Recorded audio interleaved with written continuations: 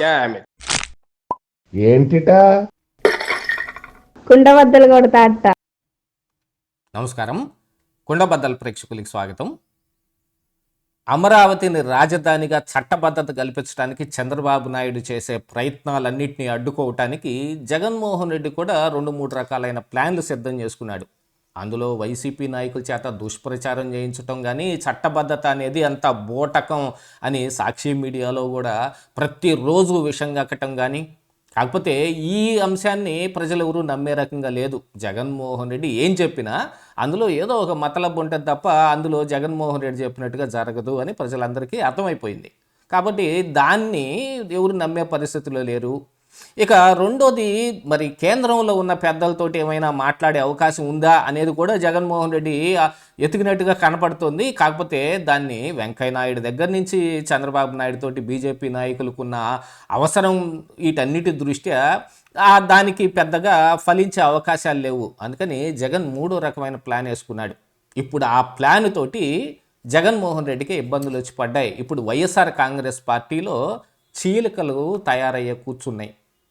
నిన్న బొత్స సత్యనారాయణ మాట్లాడిన మాటల ప్రకారంగా జగన్మోహన్ రెడ్డి అసలు ప్లాన్ కూడా బయటపడిపోయింది. ఇక ఆ దెబ్బతోటి చాలామంది మరి జగన్మోహన్ రెడ్డి ఇలాంటి పని చేస్తే కనుక మాకు రాజకీయ జీవితం పరిసమాప్తం అయిపోతుంది, అందుకని జగన్మోహన్ రెడ్డిని ఖచ్చితంగా వ్యతిరేకించాల్సిందే అని వాళ్ళు కూడా ఒక నిర్ణయం తీసుకున్నట్టుగా కనపడుతుంది. అది ఏమిటనేది ఈ వీడియోలో నేను మీకు పూర్తిగా వివరిస్తాను.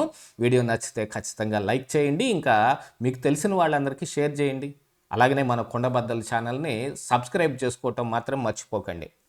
ఇక అసలు విషయానికి వస్తే, జగన్ ఏ ప్లాన్ వేసినా సరే అది ఖచ్చితంగా బూమరాంగ్ అయి తీరాల్సిందే. ఎందుకని మరి జగన్మోహన్ రెడ్డి టైం బాగలేదా, లేదు మొన్న ఉగాది రోజున ఆయన రాశి ఫలాల మూలంగా ఆయనకు ఉన్న అవమానాలు వీటన్నిటి దృష్టి అది అలాగనే జరుగుతుందా? ఎందుకంటే ఈ అంశాన్ని చాలామంది ప్రస్తావిస్తున్నారు. మొన్న ఏబిఎన్ ఆర్కే కూడా తన కొత్త పలుకులో ఇదే అంశం ప్రస్తావించాడు. అవమానం 11 రాసి ఉంది, ఇంకా అన్ని అవమానాలే జగన్మోహన్ రెడ్డికి. కాకపోతే పరిస్థితి చూస్తుంటే అదే రకంగా కనపడుతుంది. కాకపోతే ఇక్కడ అమరావతి చట్టబద్ధత అనేది ఇప్పుడు రాష్ట్రానికి ఎంత అవసరం, ఉపయోగం అనేది ఖచ్చితంగా ప్రజలందరూ అర్థం చేసుకున్నారు. అమరావతి రాజధానిగా ఉంటే ఎవ్వరికి ఏ ప్రాబ్లం లేదు, పైన ఉత్తరాంధ్ర నుంచి కింద నుండి రాయలసీమ వరకు అనేది జగన్మోహన్ రెడ్డికి వచ్చిన సీట్ల ద్వారా తెలిసిపోతానే ఉంది. ఎందుకంటే ఏ ఉత్తరాంధ్రనో లేకపోతే రాయలసీమనో జగన్మోహన్ రెడ్డి నమ్ముకున్నాడో వాళ్లే జగన్మోహన్ రెడ్డికి ఓటేయలేదు అంటే అమరావతిని ఖచ్చితంగా యాక్సెప్ట్ చేసినట్టే లెక్క ప్రజలందరూ కలిసి. ఎందుకంటే ఏదో ఒక రాజధాని మనకు కావాలి కదా, అక్కడ జరిగే అభివృద్ధి, దాని తద్వారా రాష్ట్రానికి వచ్చే లాభం. ఇప్పుడు హైదరాబాద్ మూలాన మరి తెలంగాణకి ఆదాయంలో చాలా ఉపయోగకరంగా ఉంది. అలాంటిది ఇప్పుడు అమరావతి నుంచి జరిగే అవకాశం ఉందనేది ప్రజలందరికీ నమ్ముతూనే ఉన్నారు.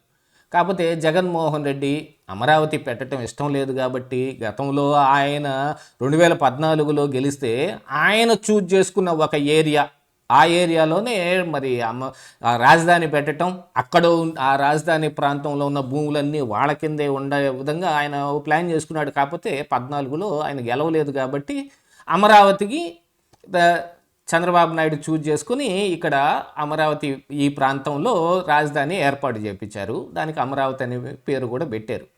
అది ఆ రోజుకి జగన్మోహన్ రెడ్డి ఒప్పుకున్నట్టు కనపడుతున్నా కానీ తర్వాత ఆయన ఉద్దేశం ఏంటనేది క్రిస్టల్ క్లియర్గా బయటపడింది. 3 రాజధానులు అని పేరు చెప్పినప్పటికీ ఆయన కొత్తగా చూజ్ చేసుకున్న విశాఖలో ఆ రాజధాని పెట్టదలుచుకున్నాడు. అక్కడికే మొన్న వసంత కృష్ణప్రసాద్ కూడా చెప్పినట్టు అసలు లెజిస్లేటివ్ క్యాపిటల్ లేదు, జ్యుడిషియల్ క్యాపిటల్ లేదు, క్యాపిటల్ మొత్తం వైజాగ్ మార్చేసేయండి మీరు అని కొడాలి నాని అన్నాడు అనేది కూడా మొన్న వసంత కృష్ణప్రసాద్ చెప్పాడు. అసలు జగన్మోహన్ రెడ్డి అభిమతం కూడా అదే. 3 రాజధానులు అన్నా కానీ దానికి 3 రాజధానులు ఏం కాదు, వైజాగే రాజధాని అనేది.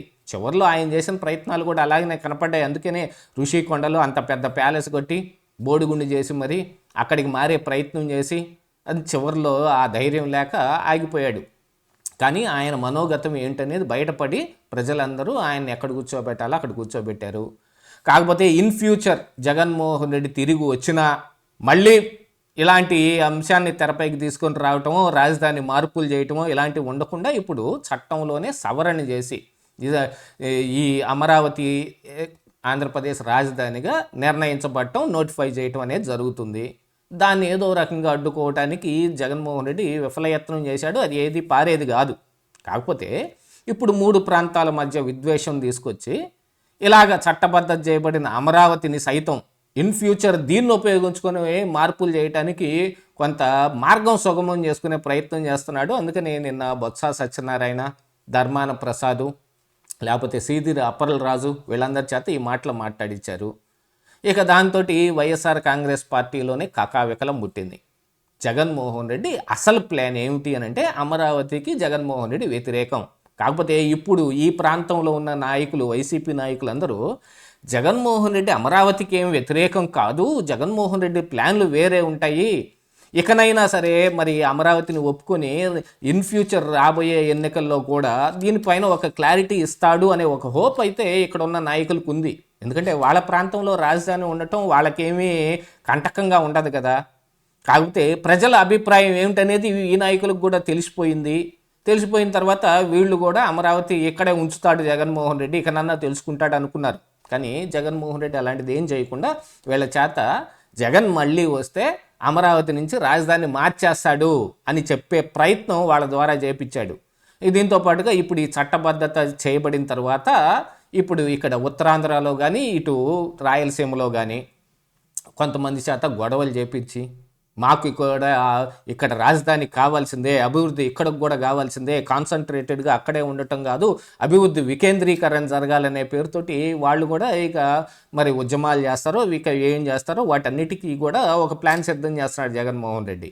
ఇప్పుడు అదే ప్లాను వికటించి కూర్చొని ఈ నాయకులు మొత్తం వైసీపీలోనే చీలికలు తెచ్చేదాకా వెళ్ళేటట్టు కనపడుతుంది అనేది ఇప్పుడు రాజకీయ విశ్లేషకులు విశ్లేషిస్తున్నారు.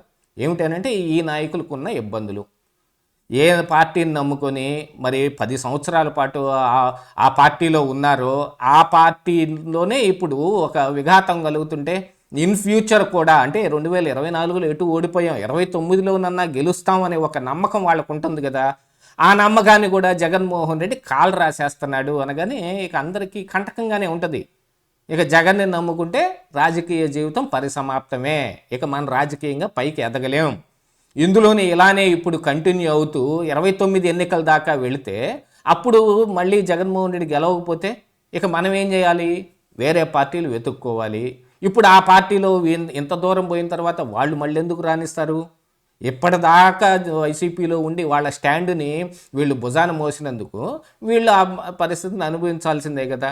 అందుకని వసంత కృష్ణ ప్రసాద్ లాగా మనం కూడా వ్యతిరేకిస్తే, ఒకవేళ జగన్ ఒప్పుకోకపోతే చీలిక తీసుకొని వచ్చైనా సరే జగన్ని ఏదో రకంగా అమరావతి మీద ఈ కుట్రలు చేయకుండా ఆపుదామనే ఒక ప్రయత్నంలో ఇప్పుడు ఆ వైసీపీ నాయకులు ఉన్నట్టుగా కనపడుతుంది.